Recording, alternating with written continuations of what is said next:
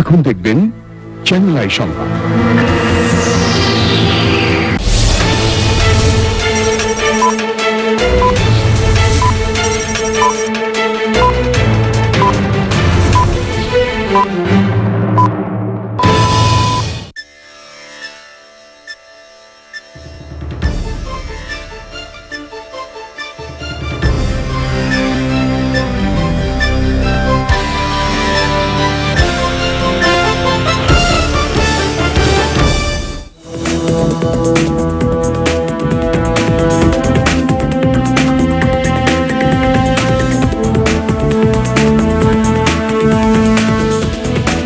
আসসালামু আলাইকুম, শুভেচ্ছা সহ আমন্ত্রণ চ্যানেল আই সংবাদে আপনাদের সাথে আছে আমি নবনীতা। বিস্তারিত সংবাদের শুরুতেই ফ্রেশ সংবাদ শিরোনাম। ডাকসুর নবনির্বাচিত ভিপি নুরুল হক নূরের ওপর ক্যাম্পাসে হামলা, টিএসসির ভেতরে অবরুদ্ধ।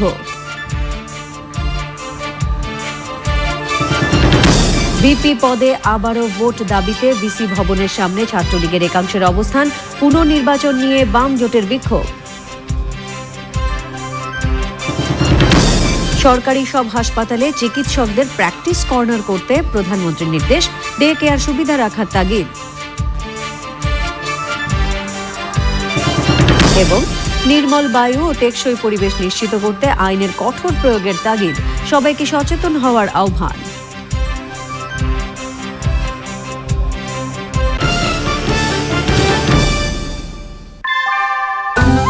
আনোয়ার সিমেন্ট শীট বসত বাড়িতেও ফিট। সংবাদ শিরোনামগুলো জানাছিলাম। এখনকার সংবাদ আয়োজন একই সঙ্গে চ্যানেল আই অনলাইনের লাইভ টিভি এবং চ্যানেল আই অনলাইনের ভেরিফাইড ফেসবুক পেজেও সরাসরি প্রচার হচ্ছে। যাচ্ছি পুরো সংবাদে। শুরুতেই ডাকসু নির্বাচনের খবর।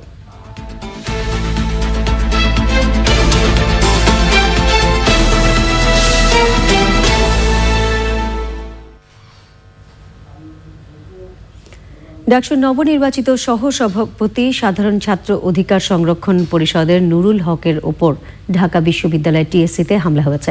হামলার পর টিএসসিতে তাকে অবরুদ্ধ করে রাখা হয়েছে। এ নিয়ে জানতে আমরা চলে যাচ্ছি মোস্তফা মল্লিকের কাছে। তিনি আছেন টিএসসিতে। মল্লিক, নুরুল হকের উপর হামলার পর ক্যাম্পাসের এখন কি অবস্থা আমাদের জানান। দিনভর অর্থাৎ নির্বাচন হওয়ার পর থেকে ফলাফল ঘোষণা পর্যন্ত দিনভর ব্যস্ত ছিল ঢাকা বিশ্ববিদ্যালয় এলাকা এবং ছাত্রলীগ সমর্থিত অর্থাৎ ছাত্রলীগের এক অংশ যেমন আজকে সকাল থেকে এখন পর্যন্ত ভিসি ভবনের সামনে পুনর্নির্বাচনের জন্য যেমন দাবি জানিয়ে আসছিল, ঠিক তেমনি বাম জোটের যে ছাত্র সংগঠনগুলো আছে তারাও কিন্তু টিএসসিতে কিছুক্ষণ আগ পর্যন্ত তারা স্লোগানে মুখরিত করে রেখেছিল। এমন একটি সময়ে সাধারণ ছাত্র সংগ্রাম পরিষদের মোহাম্মদ নুরুল হক নুরু তিনি কিছুক্ষণ আগে শাহবাগ থেকে তার সমর্থকদের নিয়ে মধুর ক্যান্টিন পার হয়ে অপরাজেয় বাংলা হয়ে বিভিন্ন জায়গায় ঘুরে এই টিএসসিতে যখন সংবাদ সম্মেলনটা ঠিক যখন শুরু হচ্ছিল, অর্থাৎ সাংবাদিকরা যখন তাকে অভিনন্দন জানিয়ে প্রশ্ন করা শুরু করলো, তখন এই জায়গাটাতেই তিনি যে মুহূর্তে বোধহয় একটি বাক্য পুরো সম্পূর্ণ করতে পারেননি তার আগেই ডাসের ওদিক থেকে তার উপরে হামলা হয় এবং এবার তারা কারা হামলা করেছে সেটা বোঝার কোনো উপায় নেই, কিন্তু হামলা হয়েছে। পরবর্তীতে তারা সবাই মিলে টিএসসির ভেতরে চলে যায় এবং কিছুক্ষণ পর্যন্ত তিনি টিএসসির ভিতরেই অবরুদ্ধ ছিলেন। তবে এই মুহূর্তে তিনি কোথায় আছেন সেটা এখনও বলা যাচ্ছে না। তবে তার পক্ষের কয়েকজন সমর্থকের সঙ্গে কথা হয়েছে, তারা বলছে যে নিরাপত্তার স্বার্থে এটি তারা প্রকাশ করতে চাচ্ছেন না। এই ঘটনা যখন ঘটছিল তখনই 15-16 জনের ছাত্র দলের একটি সমর্থকদের মিছিল এখানে হয়েছে এবং এই সময় প্রথম দফায় কয়েকজন শিক্ষার্থীকে আহত করা হয়েছে। তবে তারা রাজনৈতিক দলের কর্মী কিংবা সাধারণ শিক্ষার্থী সেটাও বোঝার কোনো উপায় ছিল না। এখন আপনারা টিএসসির যে অবস্থাটি দেখতে পাচ্ছেন এটা হচ্ছে অবস্থা। আর কিছুক্ষণ আগে ঢাকা বিশ্ববিদ্যালয়ের ভিসি প্রফেসর আখতারুজ্জামানের সঙ্গে টেলিফোনে কথা হয়েছে, আমারই কথা হয়েছে এবং আমি তাকে প্রশ্ন করেছিলাম যে তিনি নিশ্চয়ই বিশ্ববিদ্যালয় প্রশাসন অবগত আছেন ছাত্রদের এই আন্দোলন নিয়ে। এক্ষেত্রে বিশ্ববিদ্যালয় প্রশাসনের বক্তব্য কি? ভিসি আখতারুজ্জামান যেটি বলেছেন সেটি হচ্ছে একটি আইনগত প্রক্রিয়ায় ডাকসু নির্বাচন অনুষ্ঠিত হয়েছে 28 বছর পরে এবং এই নির্বাচনে সাধারণ শিক্ষার্থীরা তাদের মতামত দিয়েছে। সুতরাং নতুন করে ভোট গ্রহণ কিংবা নতুন করে সিদ্ধান্ত যে আসার আইনগত কোনো সুবিধা নেই, এটি কিন্তু আখতারুজ্জামান জানিয়েছেন। তো এই দিকটি দিয়ে নুরুল হক এখান থেকে তার সমর্থকদের নিয়ে গেছেন। এখন পর্যন্ত আমি কিংবা আমরা জানি না তিনি আহত হয়েছেন অথবা হয়েছেন কিনা, অথবা তিনি কোথায় আছেন। বিশ্ববিদ্যালয়ের বিভিন্ন জায়গায় বিক্ষিপ্তভাবে মিছিল চলছে। নবনীতা। মল্লিক, ধন্যবাদ আপনাকে। আমরা পরবর্তীতে আপনার সাথে আবারও যোগাযোগ করব। ঢাকা বিশ্ববিদ্যালয় কেন্দ্রীয় ছাত্র সংসদের ডাকসুর সহ সভাপতি নির্বাচিত হয়েছেন সাধারণ ছাত্র অধিকার সংরক্ষণ পরিষদের নুরুল হক নূর। সাধারণ সম্পাদক হয়েছেন ছাত্রলীগের গোলাম রাব্বানী। সোমবার রাত 3:30টায় সিনেট ভবনে বিশ্ববিদ্যালয়ের উপাচার্য এবং ডাকসুর সভাপতি অধ্যাপক মোহাম্মদ আখতারুজ্জামান ফল ঘোষণা করেন। মাহমুদ রাসেল জানাচ্ছেন। দিনভর ভোট গ্রহণ শেষে ঢাকা বিশ্ববিদ্যালয়ের সিনেট ভবনে নেতাকর্মীদের ফলাফলের জন্য অপেক্ষা। 12টি হল সংসদে ছাত্রলীগের প্রার্থীরা জয়লাভ করলেও 6টিতে স্বতন্ত্র ভিপি জয়ী হয়েছেন। এই দীর্ঘ প্রায় 3 দশক পর ঢাকায় ইউনিভার্সিটি কেন্দ্রীয় ছাত্র সংসদ এবং হল ইউনিয়ন সমূহের যে নির্বাচন সেটি অনুষ্ঠিত হলো। সোমবার সারাদিনের নানান অভিযোগ ও ভোট বর্জনের পর রাতের ফলাফলে ডাকসুর 25তম ভিপি ঘোষণা করা হয় কোটা সংস্কার আন্দোলনের নেতৃত্ব দেয়া বাংলাদেশ সাধারণ ছাত্র অধিকার সংরক্ষণ পরিষদের নুরুল হককে। ঘোষিত ফলাফল অনুযায়ী ডাকসুর 25 পদের মধ্যে 23টি পদেই ছাত্রলীগের প্রার্থীরা জয়লাভ করেছেন। ডাকসুর গঠনতন্ত্রের 8 অনুচ্ছেদ অনুযায়ী চিফ রিটার্নিং অফিসারের তরফ থেকে প্রাপ্ত যে ফলাফল, সেই ফলাফলটি এখানে আপনাদের সকলের সামনে উপস্থাপন করছি। সেটি হলো যে আমাদের সহসভাপতি পদে মোহাম্মদ নুরুল হক, তিনি পেয়েছেন 11,062 ভোট এবং নির্বাচিত। ফলাফল ঘোষণার পরপরই বিক্ষোভে ফেটে পড়ে ছাত্রলীগের নেতাকর্মীরা। সিনেট ভবনের অডিটোরিয়ামে বিক্ষোভের পর উপাচার্যের বাসভবনের সামনে অবস্থান নেয় তারা। মিথ্যা প্রপাগান্ডা ছড়িয়ে অপপ্রচার করে যেভাবে কূটকৌশল আচরণ নিয়েছে, আমরা এটার তদন্ত চাই এবং ডাকসু ভিপি বরাবর আমরা বলেছি এই ঘটনা তদন্ত হওয়ার আগ পর্যন্ত নুরু ক্যাম্পাসে নিষিদ্ধ। দীর্ঘ 28 বছরের অচলায়তন ভেঙে অবশেষে ডাকসু পেল এক ঝাঁক নতুন নেতৃত্ব। এই নেতৃত্বের হাত ধরেই প্রাণবন্ত ও কার্যকর হয়ে উঠবে আগামীর ঢাকা বিশ্ববিদ্যালয়, এমনটাই প্রত্যাশা সবার। Mahmud Rasel, channel I, Dhaka. নেপালে ইউএস বাংলা এয়ারলাইন্সের উড়োজাহাজ দুর্ঘটনার 1 বছর আজ। 2018 সালের 12 মার্চ কাঠমান্ডুর ত্রিভুবন আন্তর্জাতিক বিমানবন্দরে ওই দুর্ঘটনায় পাইলট সহ 49 জন নিহত হন। দুর্ঘটনার চূড়ান্ত তদন্ত রিপোর্ট প্রকাশ হলেও তা নিয়ে নানামুখী প্রশ্ন রয়েছে। চকর মালিথা জানাচ্ছেন। 2018-র 12 মার্চ দুপুরে 71 জন যাত্রী নিয়ে কাঠমান্ডুর উদ্দেশ্যে ঢাকা ছাড়ার সময় ইউএস বাংলার ফ্লাইটটিতে ঠিকঠাক ছিল সবকিছু। বিপত্তি বাধে যাত্রার 75 মিনিট পর। পাহাড় ঘেরা ত্রিভুবন আন্তর্জাতিক বিমানবন্দরে অবতরণের সময় রানওয়ে থেকে ছিটকে পড়ে বিধ্বস্ত হয় -8 এয়ারক্রাফটটি। ক্রু সহ মারা যান 49 জন আরোহী। এর মধ্যে 26 জনই বাংলাদেশি। প্রাণে বেঁচে গেলেও গুরুতর আহত হন 22 জন। গঠিত হয় একাধিক তদন্ত কমিটি। এর মধ্যে জানা যায় পাইলট এবং ত্রিভুবন বিমানবন্দরের এয়ার ট্রাফিক কন্ট্রোলের কথোপকথন। এবছরের 26শে জানুয়ারি তদন্ত রিপোর্ট দেয় নেপাল সিভিল এভিয়েশন। সেখানে বিভিন্ন কারণের মধ্যে ককপিটে পাইলটের ধূমপান এবং ককপিট এয়ার ট্রাফিক কন্ট্রোলের ভুল বোঝাবুঝিকে দায়ী করা হয়। তবে ওই দিনই ঢাকায় সংবাদ সম্মেলন করে নেপালের তদন্ত রিপোর্টকে একপেশে দাবি করে বাংলাদেশ সিভিল এভিয়েশন অথরিটি। দুর্ঘটনার জন্য এয়ারক্রাফটের কোনো ত্রুটির কথা বলেনি কোনো পক্ষই। তবে বিশেষজ্ঞরা বলছেন পাইলট এবং নেপালের এয়ার ট্রাফিক কন্ট্রোল আরও দায়িত্বশীল আচরণ করলে হয়তো এড়ানো যেত বাংলাদেশি কোনো এয়ারলাইন্সের সবচেয়ে বড় দুর্ঘটনা। অসতর্কতা এবং একটা ইন্ডাস্ট্রিতে যে একটা ওয়ার্কিং এনভায়রনমেন্ট থাকতে হয়, সেটার মধ্যে যদি কখনো ঘাটতি থাকে তাহলে এই ধরনের ঘটনা ঘটতে পারে।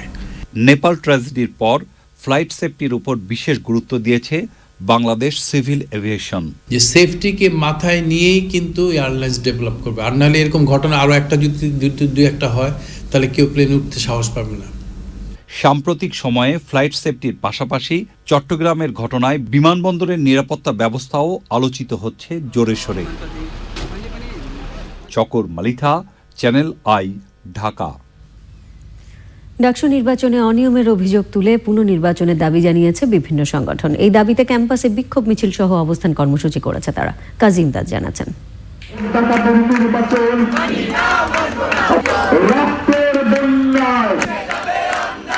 ঢাকা বিশ্ববিদ্যালয় কেন্দ্রীয় ছাত্রছাত্রী সংসদ ডাকসু নির্বাচন বাতিল ও পুনঃতফসিলের দাবি জানিয়ে টিএসসিতে অবস্থান নেয় বামজোট সমর্থিত বিভিন্ন ছাত্র সংগঠনের নেতাকর্মীরা।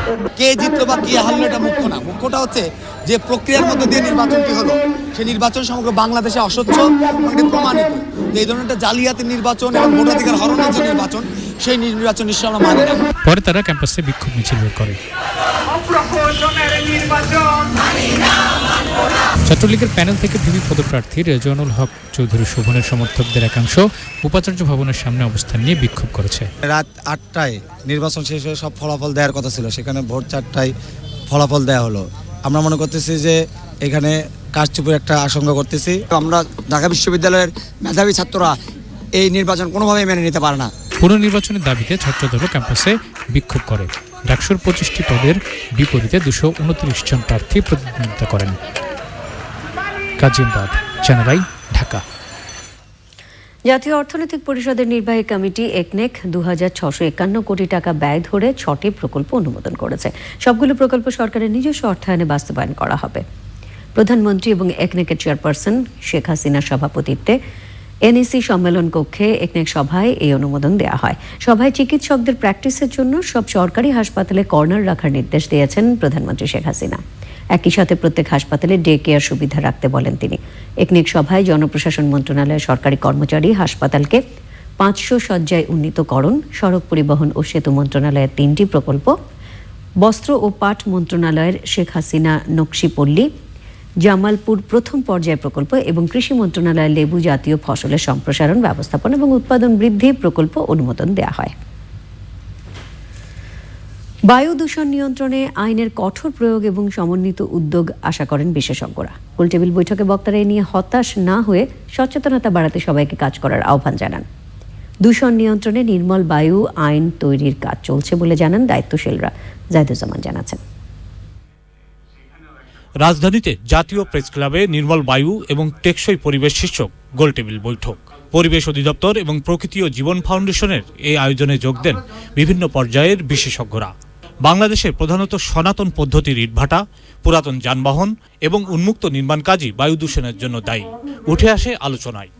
নির্মল বায়ু নিয়ে যেমন আমাদের আকাঙ্ক্ষা থাকে, প্রত্যাশা থাকে, একইভাবে এই রাজধানী নানাভাবে দূষণ, সেটা পরিবেশ নিয়ে হোক, সেটা ক্ষতিকর রাসায়নিকের কারণে হোক, যেটা আমাদের রাজধানী তার চারপাশে নদ নদী নিয়ে হোক, আমাদের কিন্তু উদ্বেগ আছে। নির্মল বায়ু ছাড়া আমাদের পক্ষে কয়েক মিনিটও বেঁচে থাকা সম্ভব না। সেই প্রেক্ষাপটে আমাদের বাংলাদেশ সরকার পরিবেশ, বন ও জলবায়ু পরিবর্তন মন্ত্রণালয় এবং তার অধীনস্থ সংস্থা পরিবেশ অধিদপ্তর কর্তৃক একটি প্রকল্প বাস্তবায়িত হচ্ছে। সে প্রকল্পটির নাম নির্মল বায়ু টেকসই পরিবেশ।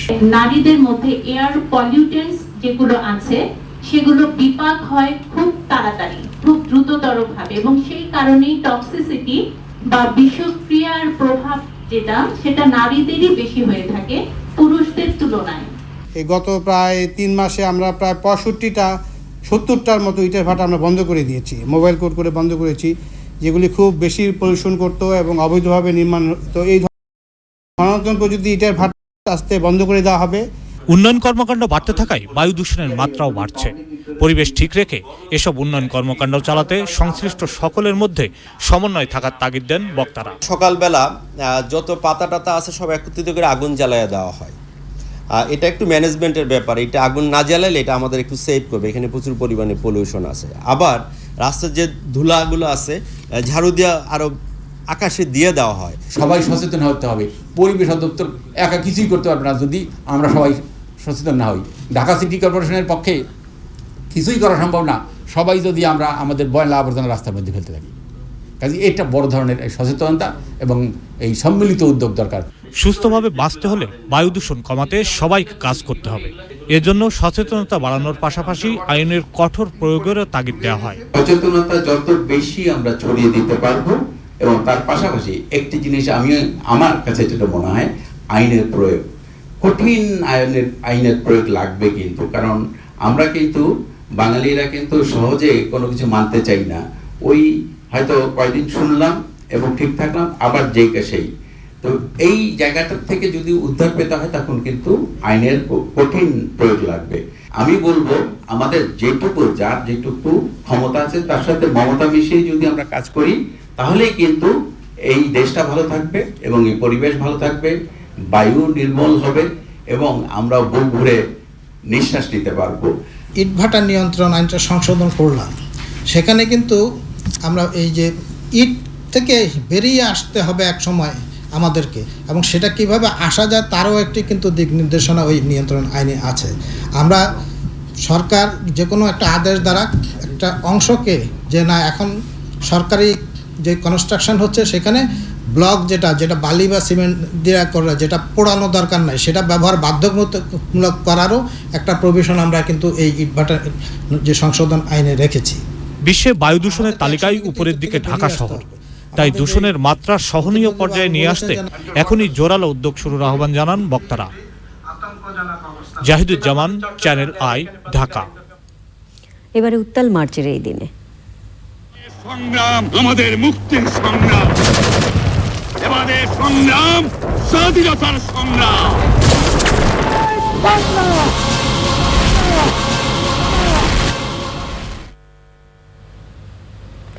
25শে মার্চের কাল রাতে গণহত্যার এক পর্যায়ে রাজারবাগ দখলে নিতে চাইলে পাকিস্তানি বাহিনীকে প্রতিরোধ করে বাঙালি পুলিশ। 4 ঘন্টার প্রতিরোধ যুদ্ধের পর রাজারবাগ অবশ্য পাকিস্তানিদের নিয়ন্ত্রণে চলে যায়। মুক্তিযুদ্ধে সশস্ত্র বাহিনীর ভূমিকা নিয়ে পরাগ আজিমের 17 পর্বের ধারাবাহিকের আজ দেখুন পঞ্চম পর্ব। 25শে মার্চের কাল রাতে গণহত্যা চালানোর সময় ঢাকায় রাজারবাগ পুলিশ লাইন দখলে নিতে চেষ্টা করে পাকিস্তানি বাহিনী, তবে সহজে সে কাজ করতে পারেনি তারা। দেশপ্রেমিক পুলিশ বাহিনী তাদের সাথে প্রতিরোধ যুদ্ধে লিপ্ত হয়, যার ডাক শুনে পুলিশ সদস্যরা এক জায়গায় জড়ো হয়েছিলেন। তিনি কনস্টেবল আব্দুল আলী। 4তলা বিল্ডিং এর মাথায় সিঁড়ি দিয়ে উপরে গেছি, যাই গার্ড হাবিলদার চিৎকার করছি। আর যেখানে যে অফিস আছে সেই অফিসের মধ্যে ছোট্ট একটি করে রুম আছে, সেই রুমগুলোর মধ্যে কিন্তু অফিসাররা থাকে। আমি সেটাও দেখে গেছি এবং ওইখানে যাই ফির 3 তলা উঠছি। উঠি ওখান থেকেও চিৎকার করতে করতে আবার ফির দক্ষিণে পাশে আসছি, আসি এই সিঁড়ি দিয়ে নিচে নামিয়ে আসি। যখন আবার জিজ্ঞাসা করছি যে কেউ নাই, বলে না কেউ এখনও আসে নাই খেয়ে। তখন তো আমার মাথা খারাপ হয়ে গেল, এখন উপায়। তখন আমি চিন্তা করলাম, খারাপ হয়ে এরকম আল্লাহকে স্মরণ করলাম যে আল্লাহ আমি এখন কি করতে পারি, খুঁজে তো কেউ পাওয়া যাচ্ছে না। ঠিক ওই মুহূর্তে আমার কাছে মনে হলো যে অদৃশ্য একটি শক্তি আমার শরীরের ভিতরে প্রবেশ করলো। আমি যেন বড় মানে গিয়ার আলো হয়ে গেলাম, অর্থাৎ সাহস শক্তি আমার বল বৃদ্ধি হয়ে গেল। তা আমার কাছে মনে হলো যে আমি যুদ্ধ বাজাবই, এখন কি হয় হবে। এই মনে করে যায় পাগলা ঘন্টিতে বাড়ানো আরম্ভ করলাম। এই পাগলা ঘন্টাটা বাজিয়েই আমি ফোর্সকে জমায়েত করেছি। ওই সময়ের আইজিপির বডিগার্ড এই সাহসী যোদ্ধা অস্ত্রাগার থেকে অস্ত্র ও গোলাবারুদ বের করতেও সাহায্য করেন। আমি নিজে হাতে গেটটা খুলি, সর্বপ্রথম আমি অস্ত্রাগারে প্রবেশ করেছি এবং আমি নিজ হাতে অস্ত্র বিতরণ করেছি এবং নির্দেশ দান করেছি কে কোথায় পজিশন নেবে। নির্দেশ দান করার পরে শিপেদের সহযোগিতা একটা সুপরিকল্পিতভাবেই হানাদার বাহিনীর বিরুদ্ধে এই সশস্ত্র প্রতিরোধটা আমি গড়ে তুলতে সক্ষম হয়েছিলাম। এবং 12:15টার সময় যখন পাক বাহিনী ফকিরের মূল থেকে যখন গাড়ির পহর অগ্রসর হয় আমার রাজারবাগের দিকেই, ঠিক প্রথমেই একটা 303 ফায়ার হলো 3টি কলোনি ছাদের উপরে থেকেই, ওদের উপরে প্রথম বুলেট ছুড়েই এই তো যুদ্ধ সূচনা করলাম। রাজারবাগ আক্রান্ত হওয়ার সময় ঝিনাইদহে থাকলেও ঢাকার সব খবর রাখছিলেন তৎকালীন এসডিপিও মাহবুব উদ্দিন। আমরা সবাই মিলে সিদ্ধান্ত নিলাম যে যদি এই দেশে কোনো যুদ্ধবিগ্রহ শুরু হয় তাহলে আমরা জনগণের পক্ষে থাকব। এরপরে আপনার 25 তারিখ রাত 11টার সময় আমি আবার ঘরে যখন ঘুমোতে যাবো হয়, সেই সময় ঝিনাইদহ থানা থেকে একজন স্যারটি দৌড়ে আসলো। দৌড়ে এসে বললো যে স্যার এরকম রাজারবাগ পুলিশ লাইনে পাকিস্তান বাহিনী আক্রমণ করছে। থানায় যাওয়ার পরে আমি সব ছেলেদের ডেকে বললাম যে আমার কাছে 400 হাতিয়ার আছে, এগুলো সব তোমরা নাও। প্রতিরোধ যুদ্ধের সময় শেষ রাতে বাঙালি পুলিশের গোলাবারুদ ফুরিয়ে গেলে পাকিস্তানি বাহিনী রাজারবাগ দখল করে নেয়। এরপর তারা আটকে পড়া পুলিশ সদস্যদের নির্মমভাবে হত্যা করে লাশ বুড়িগঙ্গা নদীতে ভাসিয়ে দেয়। পরাগ আজিম, চ্যানেল আই, ঢাকা।